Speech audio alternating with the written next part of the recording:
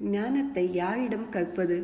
குரங்கு சாவதற்கு ஒரே ஒரு புண் போதும், முட்டாள் சாவதற்கு ஒரே ஒரு பிரச்சனை போதும் என்று கிராமத்தில் ஒரு வாக்கியம் உண்டு. காடுகளில் வாழும் குரங்குகள் பெரும்பாலும் நோய்வாய்ப்படுவதில்லை. ஆனால் அவைகளுக்கு ஒரே ஒரு புண் வந்துவிட்டால் போதும், அதை நோண்டி நோண்டி பெரிதாக்கி தன்னை அழித்துக் போல்தான் மனித வாழ்க்கையில் ஏற்படும் பிரச்சனைகளை மனதிற்குள் போட்டு நோண்டி நோண்டி அதை பெரிதாக்கிக் கொள்வதும். அந்த குரங்கு கொஞ்சம் பொறுமையாய் புண்ணை நோண்டாமல் இருந்தாலே போதும், புண் விரைவில் ஆகிவிடும்.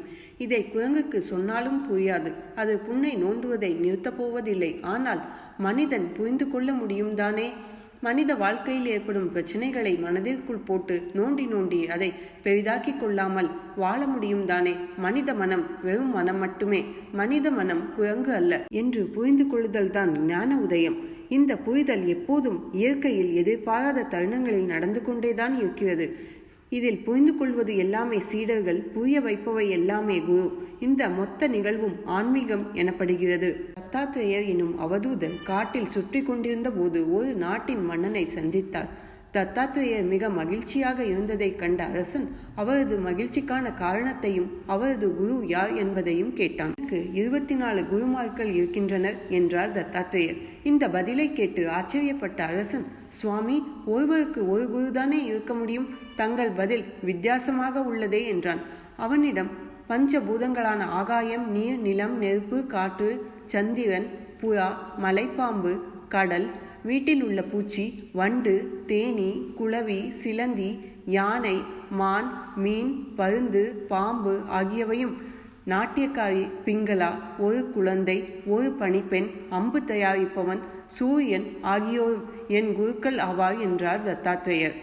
எதுவும் புரியாமல் நின்றதைக் கண்ட தத்தாத்ரேயர் இதற்கு விளக்கமளித்தார். மன்னா, பொறுமையை பூமியிடம் கற்றேன், தூய்மையை தண்ணீரிடம் தெரிந்து கொண்டேன், பலருடன் பழகினாலும் பட்டும் படாமல் இருக்க வேண்டும் என்பதை காற்றிடம் படித்தேன், எதிலும் பிரகாசிக்க வேண்டும் என்பதை தீ உணர்த்தியது, வந்து விரிந்த எல்லையற்ற மனம் வேண்டும் என்பதை ஆகாயம் தெரிவித்தது. ஒரே சூரியன் இருந்தாலும் பல குடங்களில் உள்ள தண்ணீரில் பிரதிபலிப்பது போல் மெய்ப்பொருள் ஒன்றாக இருந்தாலும் மனம் பலவாறாக சிந்திப்பதை உணர்ந்தேன். வேடன் ஒருவன் புறா குஞ்சுகளை பிடித்தான். அவற்றின் மீது அன்பு கொண்ட தாய்ப்புறா தானும் வழியை சென்று வலையில் சிக்கியது. இதில் இருந்து பாசமே துன்பத்திற்கு காரணம் என்பதை உணர்ந்தேன். எங்கும் அலையாமல் தன்னை தேடி வரும் உணவை பிடித்து கொள்வது போல் கிடைப்பதை உண்டு பிழைக்க வேண்டும் என்பதை மலைப்பாம்பிடம் கற்றேன். பல்லாயிரம் நதிகளை ஏற்றுக்கொள்ளும் கடல் போல் எவ்வளவு துன்பம் வந்தாலும் ஏற்கும் பக்குவத்தை கடலிடம் படித்தேன். பார்வையை சிதறவிடாமல் ஒரே இடத்தில் மனதை செலுத்துவதை வீட்டில் உள்ள பூச்சிகளிடம் கற்றுத் தெரிந்தேன். எல்லாவற்றையும் மறந்து மகிழ்ச்சியாயிருப்பதை தாயிடம் பால் குடிக்கும் குழந்தையிடம் கற்றேன்.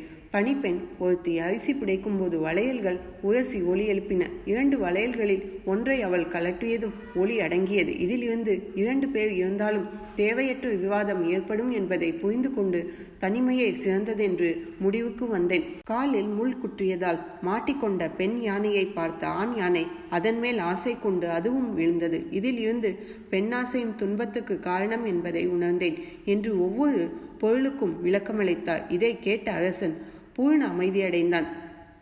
தத்தாத்ரேயர் இயற்கையிடம் கற்ற இந்த உயர்ந்த பாடம் நம் எல்லோருக்குமே பொருந்தும் தானே? தத்தாத்ரேயரின் அவதூத கீதை பகவான் ராமகிருஷ்ணர், ரமண மகரிஷி போன்ற மகான்களால் சீடர்களுக்கு பரிந்துரைக்கப்பட்டு அத்வைத்த கிரந்தமாகும். நல்ல சீடனுக்கு எல்லாமே குருதான்.